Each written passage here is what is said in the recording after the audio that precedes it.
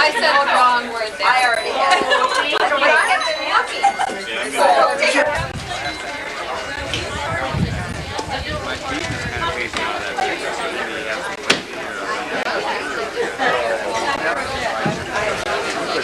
Not active in the ball.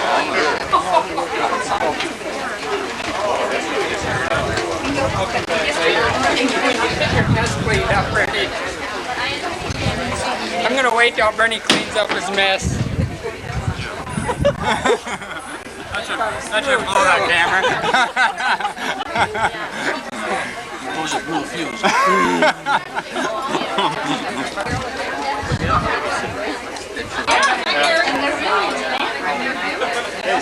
enough places. I mean, enough people. Right. Want to go in?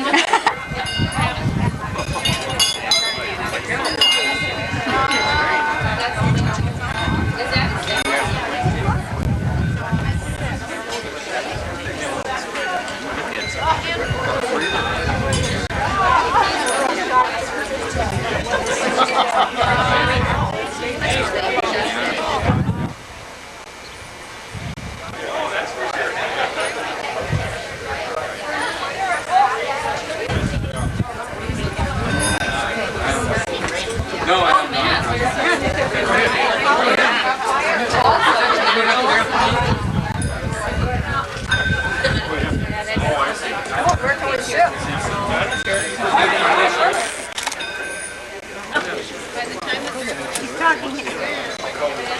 I suppose I should try to get Dick and Judy since I'll be the guest of honor, right?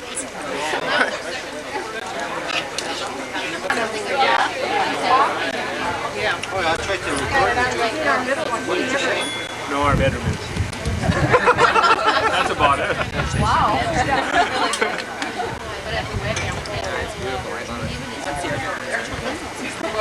It's cozy. I'm piney.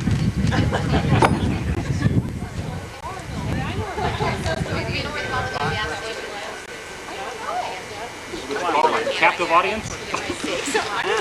Everybody wave a toy. Say hi, Judy. Here tonight, because all the people here tonight really don't have a real good opinion. Some of the people don't even care if I have an opinion. But my wife said keep this short. My wife says keep this short. So now, yeah. If I keep it short, that means there's not a lot to be said, or there's not a lot that should be said, or there's not a lot that can be said, or there's not a lot that we would want to be said, or not a lot you would want us to be said. Dick and Judy. Or Richard. It's like peanut butter and jelly. Salt, pepper. Pork and beans. Am I getting close? We'll get on the beans. Ham and eggs. Speaking of food, I gotta tell you, Dick and Judy were, what restaurant was it? Did you hear what's happening in East River Falls? Dayton's are opening a branch store! I better look for a night job. Fortunately for us, Dayton's is closing out here. Yeah. Once in a while, two people come along who seem to be perfect couple. Dick and Judy. Bonnie and Clyde. Queen Mary and Jack the Ripper. I'm getting close. Yeah, they seem to be in tune with each other. Like me singing. They share the same interests. They both like to watch bread rise.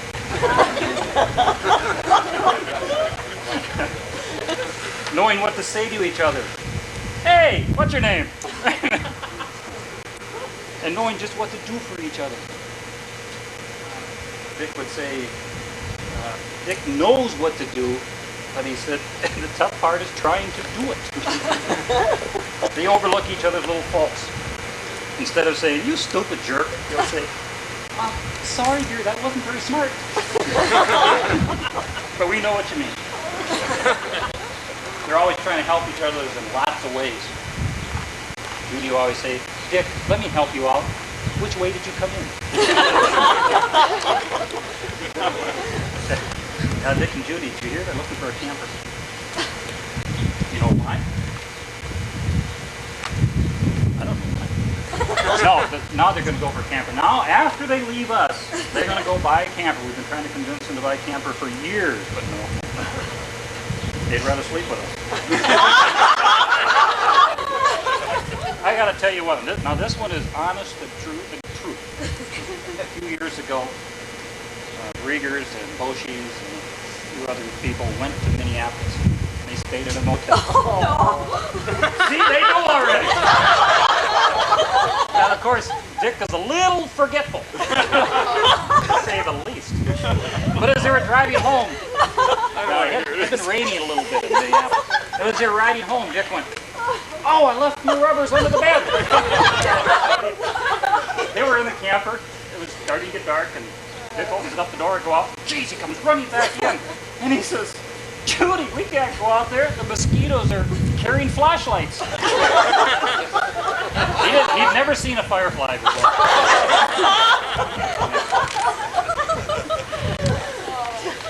Well, my wife did say to keep it short, and that's about all I can probably say about them. We'll keep it short. But we'll miss you. We love you. And we'll all be up to see you on all. Carol and Will tonight, my latest friends, and they'll probably be my newest friends since Dick and Judy are leaving.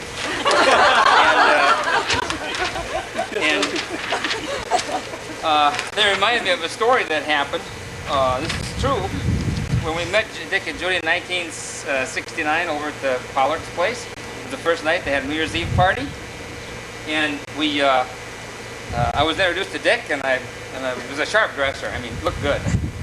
We got to talking, and then we talked a little bit, and I said, gee, that's a sharp suit coat you got on. He says, yeah, thanks. I said, yeah, it's a Brooks and Shield. Yeah, it is. Good lining, you know. I said, probably got that at Strauss. He says, that's right. Yeah. I looked over and I said, I'll bet that costs right around $79. He says, $79.95. He says, how do you know so much about me? I said, I read the price tag on your sleeve. Honest to God. And Dick said, ooh, ooh. So, tore this thing off his sleeve. That's how I met Dick. I don't remember that walk. Well, it was something like that. I just improvised a little bit. Okay, now some of this material, you know, there's a little bit of discretion. Is there any pastors in the audience? I'd like to ask you to pick up your spouse and leave now. It's not Sunday. What a happy crowd. What a happy, happy crowd. Yep. Happy faces.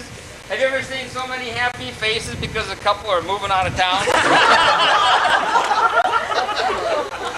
I'd like to know what made these people wait so long to make so many people so happy. I know a lot of people who often told Dick to get out of town and stay out. Well, finally it's happening. And we want to remind you two people that once you're gone, there ain't no coming back. No, all of us here tonight did everything and are possible to make your stay here enjoyable in Fargo. We had you over for card parties. We took you out to movies. We cried when you had children. We took pity upon you and purchased all of your throwaway clothes at rummage sales. For obviously far over the normal value. Just so you two would have enough money to make your final house payment. That's right. Dick and Judy are probably the only two people in Fargo that owned their own home. That is right.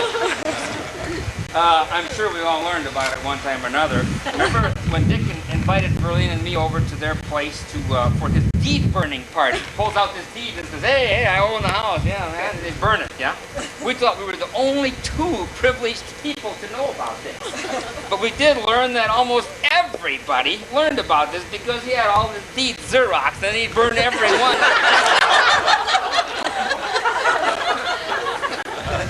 Some people just have to show how rich they are.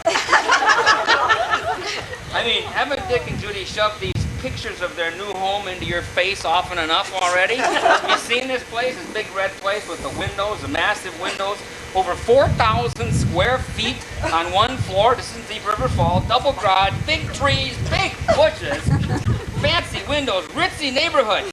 And people in India are starving.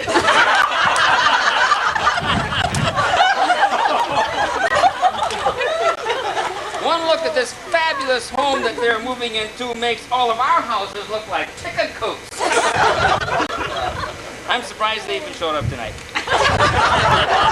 I'm sure it was to grab some food and drink, some free stuff so they can save their own money and make their house payments. And people in India are starving. It's just like them, raise a couple of children, get them into college so they can move away. How about the rest of us? Why do we have to stay here in Fargo with our children?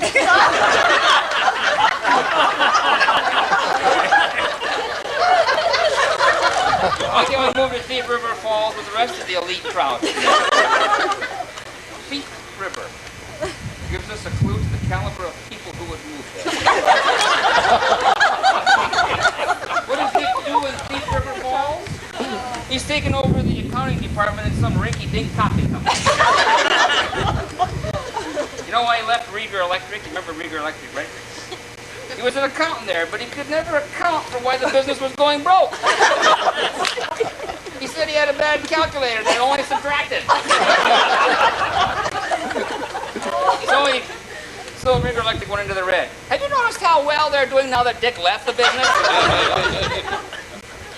How about Stefan's office equipment? That's his latest job, right? As soon as Dick gave notice, Mike Beeson, the owner, sold the place. Think about that a minute. He sold the place. He had to. The place financially was in shambles. So what took Mike Beeson to build up in 10 long years, Dick wiped out in a short few months with a bad calculator. And people in India are starving.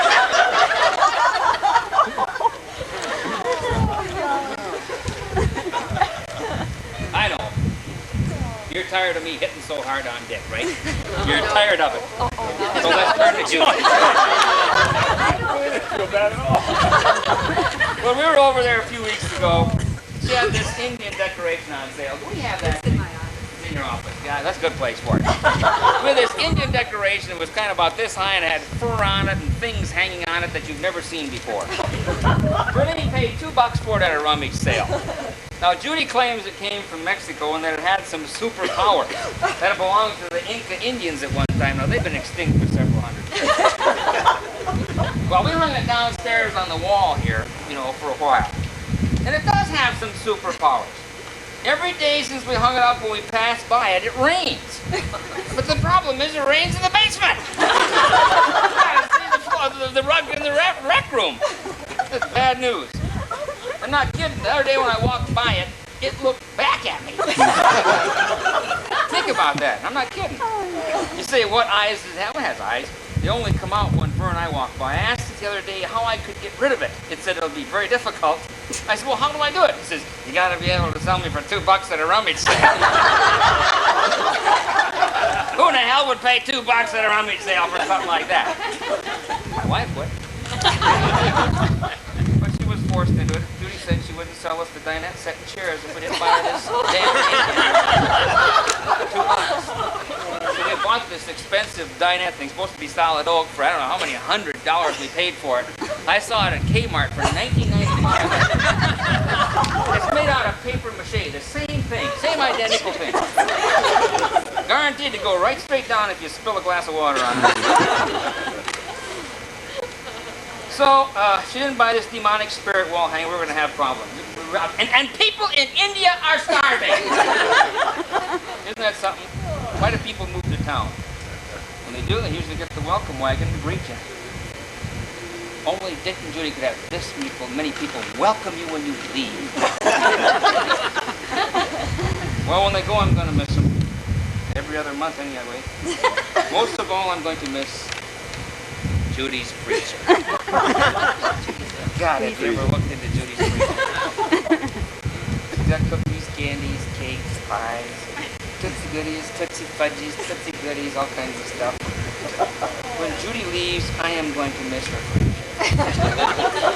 And when Dick leaves, I'm going to miss Judy's freezer. There are some things, however, that I won't miss. Remember when you went over to the Regers? They always took you in the backyard to show you all their goddamn flowers. Not with everybody here. Dick would say, "This is a Magnolia flamboyant. It won't grow anywhere in the northern hemisphere except in my backyard."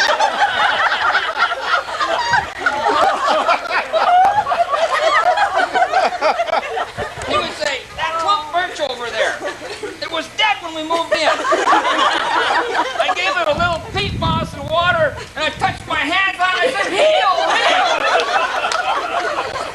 Put your hand on Yeah, I that. think I 2 days later, that birch tree turned green and grew 3 feet in a week. That's been here a year and a half, and it grows 3 inches shorter every month. Well, that's what he said. Ain't that a bunch of crap? Fargo doesn't need people like that. I can see it now. Dick's got this big house in Thief River Falls, 5 large trees on his lot there. Suppose when we go to visit him in a month or so, we'll have a forest growing. And lumberjacks, they're cutting down trees daily, right? Because they're all so green and growing so goddamn fast. Yeah, when Dick Reger leaves town, I won't have to look at another Magnolia flamboyant. Or watch a healed birch tree grow as if Oral Roberts had touched it. We can all be freed from all the outfits Judy has sewed for herself and her kids. No longer will they have to go over and say, "Ooh, ah."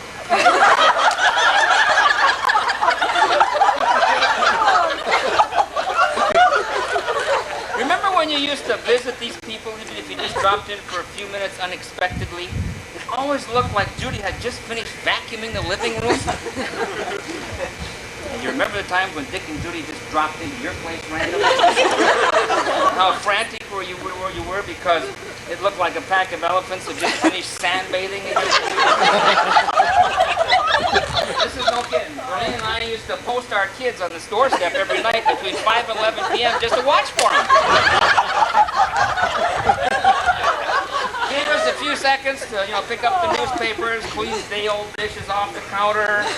I can remember many times when they came in and surprised us unexpectedly. I'd say things like, "Dick, why don't we go outside where it's cooler?" That would be on days when it was over 100 degrees out here. Or I'd say things like, "What do you say we go over to your house and watch your petunias grow?" That always got him off the tree. And people in India are starving. Well, we've had our little fun tonight with these 2 people, welcoming the Regers as they leave the great metropolitan city of Fargo-Moorhead, which now has a toll bridge between the 2 cities. They'll never, ever get to cross it and pay a quarter. That's their misfortune. In my parting comments, I'm reminded of what General MacArthur said in his final words at the ceremonial graduation of the Army cadets in 1973. His parting words were,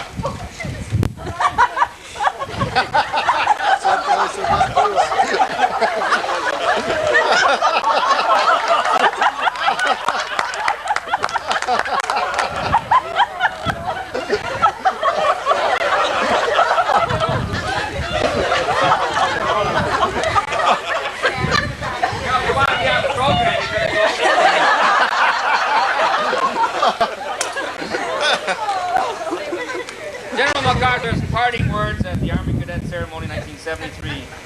He said, "When I think of the Army, my last thought shall be of the Corps and the Or when Dick and Judy Reger, Dick and Judy Reger leave Fargo. My final thought shall be, Judy's freezer. Judy's freezer.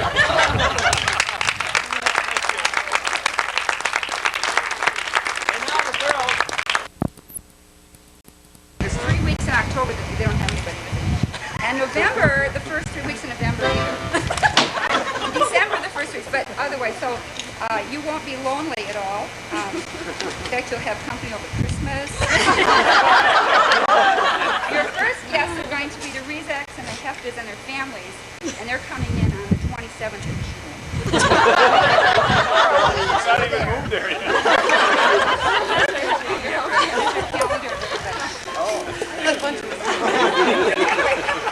I get a big turkey.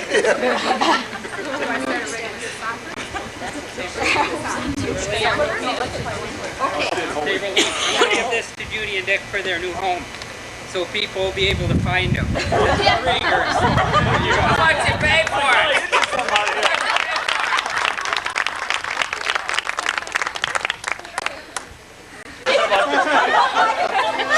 We're good. What song did we decide on? Oh, wow. Which one you want? Who's for Walter?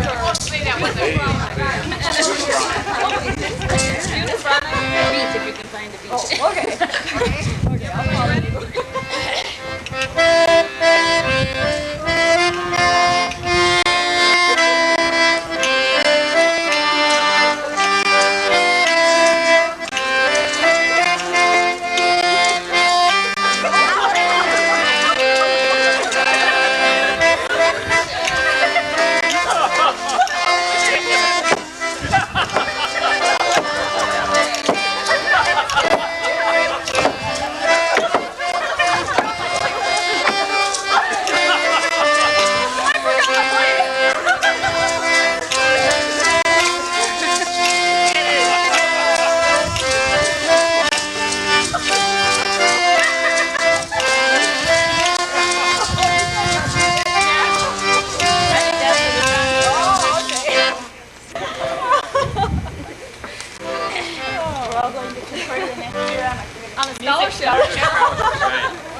Yeah, you bet. Oh, hey, they got the words now, though. Now they're going to Oh, we want words too. Don't forget about us. Yeah, we want words too. We want words here. We want words too. I know, I know. We can share what, you know what? Yeah. Come along. I can't sing it. Can we share? Yeah. Okay. Just talk. We like to dedicate the song. We're talented. Come on, don't doubt yourself. Okay. I haven't learned the right hand, so I'm just going to chord it. Yeah, I need your singing voice. I can't sing. Karen was going to play the right hand. Nice trying, Barney. You can't get away from it. No, you can't get away from it. Are we ready? Are we ready? We are gathered at this party for Richard and me. We wish them all the best of luck when they move to their city. We will miss them when they move away, but we're glad it's not too far. We can visit them real often, only 100 miles by car. Okay, wait, before we go to the next verse, the second verse, I'm going to go back and really come out on the chorus. We got to really okay, really, okay. This we will miss them. We're too much. Haven't been active in any group, like church, homemakers, and such. Every month they got together with friends who play the West. If we can come back every month, what's the month? Substitute list. We are gathered at this party for Richard and Judy. We wish them both the best of luck when they move to the next city. We will miss them when they move away, but we're glad they're not too far. We can visit them real often, only 100 miles by car. Our friends up there, we marry groups and church. To find good friends and seekers, we'll take a worldwide search. These want them back to visit us, so they know how much we care. At this party, for Richard and Judy, we wish them both the best of luck when they move to their new city. We will miss them when they move away, but we're glad it is not far. We can visit them real often, only 100 miles by car. We will miss their lovely dinners, good food and fellowship. On gardening, sewing and cooking, they always had good tips. They'll miss your Judy Reger, always love to look inside. Not a hammer, cookies and brownies, let's take a long ride. At this party for Richard and Judy, we wish them both the best of luck when they move to the new city. We'll miss them when they move away, but we're glad that it's not far. We can visit them real often, only 100 miles by car. We know that they're lonely, we'll meet new friends real fast. Just don't forget all of us here, our friendship will really last. The highway will be real hot between you and each river. If Judy gets your name and go with the rock. Party for Richard and Judy.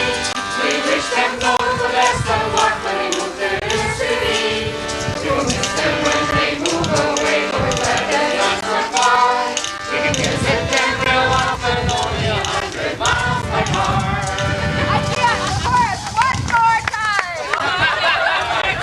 We are gathered at this party for Richard and Judy. We wish them all the best of luck when they move to the city. We'll miss them when they move away, but we're glad that it's not far. We can visit them real often, only 100 miles by car.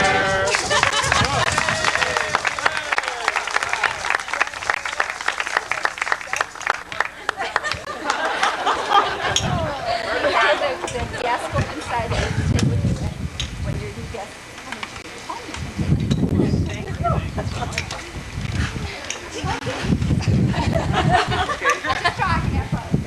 Judy, would you like to say something? What a party! This was really, really great, really special, and we will never, ever forget it. And we will never forget any of you people either. You're all real close to us. And I know we'll always remain that way because we've been friends so long. Thanks. Yeah, the words out of my mouth. That's very true, and as the song says, we're not far away, so we're looking forward to all you people coming up and visiting us. The door's always going to be open, and I'm going to fill that freezer. I'll help with that. I'll help the dear lady cook, although I haven't done it in 21 years. I suppose I could learn. But thank you all so very much. This has really been a fun evening. Very memorable. Thank you. And tape.